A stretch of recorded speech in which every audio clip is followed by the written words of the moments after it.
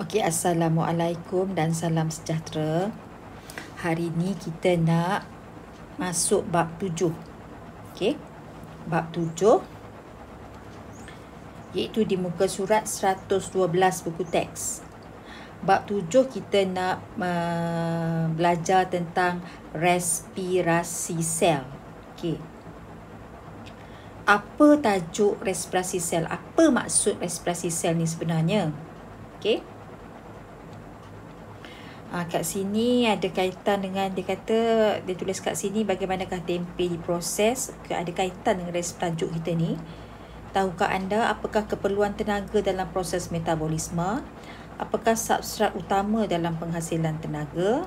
Apakah jenis-jenis respirasi? Apakah proses-proses yang berlaku dalam respirasi aerob dan fermentasi?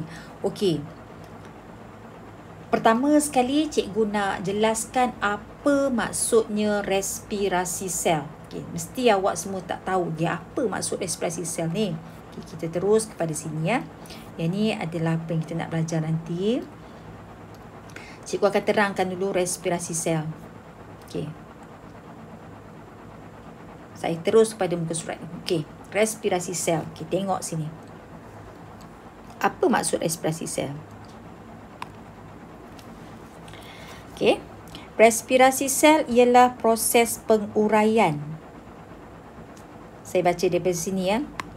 Respirasi sel adalah proses penguraian makanan untuk membebaskan tenaga. Cikgu kira definisi ni paling ringkas dan sangat mudah difahami berbanding dengan ayat dalam buku teks. Okey. Jadi untuk definisi awak tulislah ni. Dekat ruang definisi ni awak tulis. Masukkan kat sini. Okey. Respirasi sel ialah proses penguraian makanan. Penguraian makanan tu maksudnya kita makan makanan. Contohnya kita makan nasi. Contohnya cikgu makan nasi. Contohnya kita makan nasi. Nasi tadi akan dipecahkan menjadi molekul-molekul yang lebih kecil.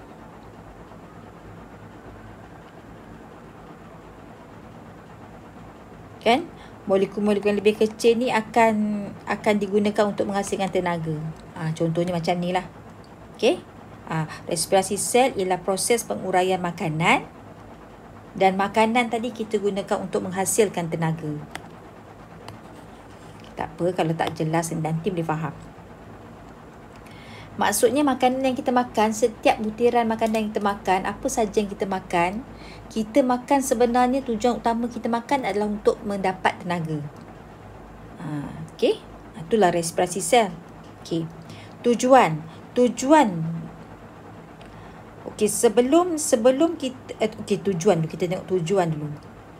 Tujuan utama untuk kita buat tujuan utama respirasi sel ni, tujuan yang paling penting adalah untuk membebaskan tenaga. Okey, ni tujuan ni. Kita tengok sini. Tujuan respirasi sel adalah untuk menghasilkan tenaga untuk semua proses hidup yang berlaku dalam badan. Untuk menghasilkan tenaga bagi semua proses hidup yang berlaku dalam badan. Okey, untuk tujuan benda ni tulis kat sini. Okey. Tujuan respirasi sel ni tak lain dan tak bukan untuk menghasilkan tenaga. Senang je. Kenapa kita perlukan tenaga? Sebab tenaga tu kita gunakan untuk proses kehidupan kita. Okey. Apakah bahan utama untuk melakukan respirasi sel? Bahan ataupun substrat utama untuk berlakunya respirasi sel adalah ni dia. Oksigen dan glukosa. Ini adalah bahan utama untuk respirasi sel. Jadi yang ni masukkan kat sini. Okey. Oksigen dengan glukosa. Apakah hasil respirasi sel? Hasilnya adalah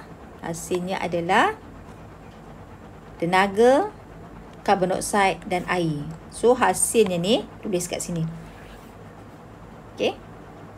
Hasilnya tenaga, karbon dioksida dan air. Okey, di manakah berlakunya respirasi sel? Di mana? Kat mana? Okey, awak kata dalam badan. Dalam badan tu kat mana? Kat dalam badan tu dalam sel. Kalau dalam sel tu kat mana? Kalau kita tengok, kalau dalam sel tu, kalau kita zoom, dalam sel itu dia berlaku di mitokondria. Mitokondria adalah tapak untuk respirasi sel. Okey. Okey, apakah persamaan kimia untuk respirasi sel? Okey, saya tuliskan kat sini persamaan kimia. Kalau kita boleh tulislah persamaan kimia dia, ya. Persamaan kimia dia adalah saya tuliskan dalam bentuk formula sebab saya nak bagi senang, ataupun macam ni lah saya tuliskan. Glukosa, zat utama dia glukosa. Glukosa plus oksigen dapat tenaga, karbon dioksida dan air. Ini adalah persamaan untuk respirasi sel. Yang ni awak tuliskan kat sini. Okey, persamaan kimia dia. Tapi tolong tulis dengan ayat penuh. Jangan guna simbol yang cikgu bagi ni. So glukosa tulisan bentuk ayat. Glukosa tambah oksigen, OKSIGEN, anak panah ke depan dapat tenaga, plus karbon dioksida plus air. Masukkan. Ini adalah persamaan. Ini adalah yang proses yang akan berlaku di dalam mitokondria. Okey? Yang kita dapat hasil utamanya adalah tenaga. Ini adalah hasil utama proses respirasi sel. Okey? Jenis. Ni sini ni jenis ni. Jenis respirasi sel ada dua jenis. Iaitu kita ada respirasi aerob dan respirasi anaerob. Yang ni awak boleh refer buku tab muka surat 114. Okey, kat sini tulis jenis respirasi aerob dengan respirasi anaerob. Tulis kat sini, ya. Okey, ni untuk nota awak. Okey, jelas? Yang ni tak payah salin lah. Yang ni untuk kita nak tengok saja. Yang ni tak payah salin. Yang salin yang ni. Yang ni tak perlu, salin yang ini saja. Okey? Jelas? Saya padam. Lagi sekali apa dia tadi? Takut lupa kan? Persamaan kimia dia. Oksigen plus glukosa dapat karbon dioksida, air dan tenaga. Okey? Okey, ini jelas. Okey. Lepas tu kita nak tengok praktis formatif 7.1. Lepas awak tulis nota tadi tu, so tolong jawab praktis formatif 7.1. Okey, nombor 1. Berikan 5 contoh. 5 contoh keperluan tenaga dalam proses metabolisme. Okey, tenaga yang kita dapat tadi tu, apa kegunaan dia dalam badan? Okey, dia nak 5 contoh. So awak boleh tulis contoh yang pertama adalah untuk proses pembesaran, untuk proses pembiakan, untuk proses perkumuhan, untuk proses pencernaan, untuk proses pernafasan, untuk proses pergerakan dan macam-macam lagi proses dalam badan. Dia nak 5 kan? Awak tulislah. Saya ulang lagi sekali. Mungkin untuk proses pembiakan, perkumuhan, pencernaan, pergerakan, pernafasan. Contoh, ya. Nombor 2. Nyatakan substrat utama dalam penghasilan tenaga. Substrat utama. Kita dah bincang tadi kan. Substrat utama dia apa dia kan? Substrat utama dalam penghasilan tenaga. Tadi cikgu dah bagi tahu dah. Okey. 1 boleh jawab, nombor 2 boleh jawab. Nombor 3. Nyatakan maksud respirasi sel. Okay, ini pun kita dah bincang tadi. Maksud dan jenis-jenis respirasi sel pun kita dah bincang dah tadi. Ada berapa jenis. Okey. Bila awak tulis nota, secara tak langsung awak boleh jawab soalan nombor 3. Dan nombor 4, terangkan cara manusia, haiwan dan tumbuhan mendapat glukosa untuk menghasilkan tenaga. So glukosa yang diperlukan tu sumber kita daripada mana? Okey, tengok ni ya. Ini jawapan dia. Dalam manusia dan haiwan, Glukosa adalah didapati melalui pencernaan karbohidrat. Pencernaan makanan jenis karbohidrat yang kita makan. Itulah sumber glukosa kita. Maksudnya kalau kita makan nasi adalah karbohidrat kan. Pencernaan nasi tadi akan menghasilkan glukosa. Tapi kalau kita makan daging, yang tu tak menghasilkan glukosa. Daging protein akan menghasilkan asid amino.